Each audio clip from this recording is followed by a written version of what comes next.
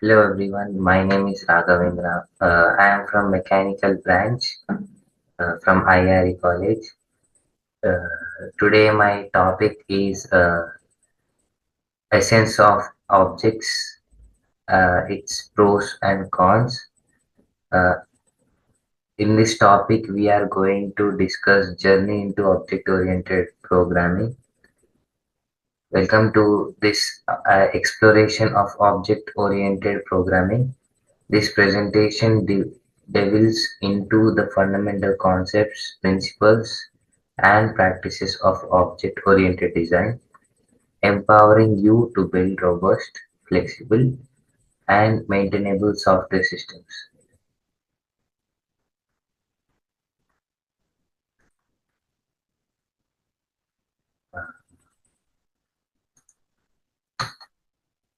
What is an object? Uh, of, Object is data and behavior. An object. Here are some description about an object. Object means let's talk about the data and behavior of an object. An object encapsulates both data and behavior that defines its characteristics and actions, which means it shows uh, which means an object contains some attributes and its methods uh, in programming language. In real world analogy, think of a car. Its attributes are color, make, and model, while its methods are starting, accelerating, and braking. Object-oriented principles. While talking about object-oriented principles, there are few principles. Let's go ahead with them. Firstly, encapsulation. Encapsulation means bundling data and methods within an object, controlling access to data and ensuring integrity. Abstraction. Secondly, abstraction. Abstraction means simplifying complex systems by focusing on essential features and hiding implementation details. Then inheritance. Inheritance means creating new objects that inherit properties and behaviors from existing objects, promoting code reuse and polymerization, polymorphism. Morphism means allowing objects of different types to respond to the same message in different ways, enhancing flexibility. Uh, Classes, objects, and instances. While talking about classes, objects, and instances, let's talk about a class.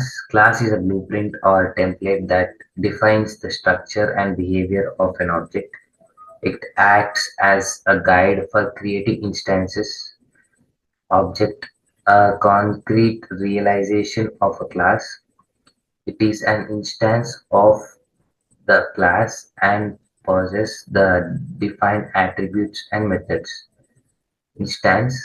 Instance means a specific object created from a class. Multiple instances of a same class can exist, each with its own unique data.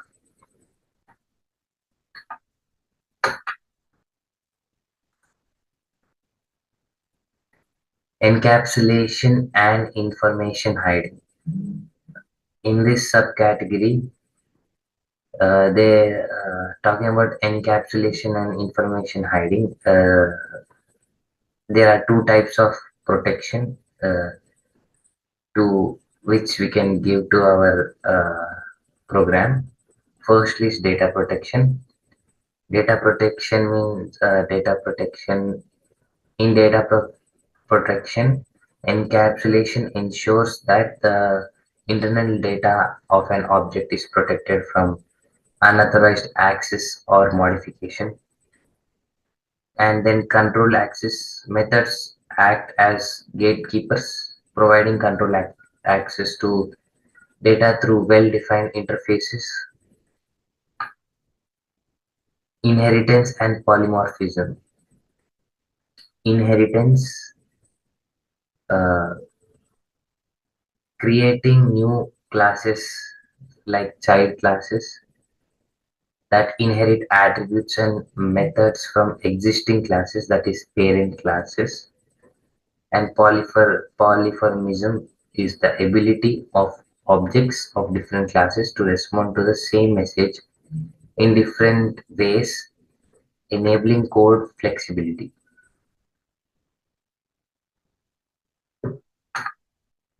Abstraction and interfaces. Abstraction, let's talk about abstraction, hiding complex implementation details from the user, focusing on essential functionalities and providing a simplified view is the main key point of abstraction. Interfaces means defining a contract for what an object can do without specifying how it does it, enabling flexible and reusable components. Common object, these are the, now let's go to common object oriented design patterns.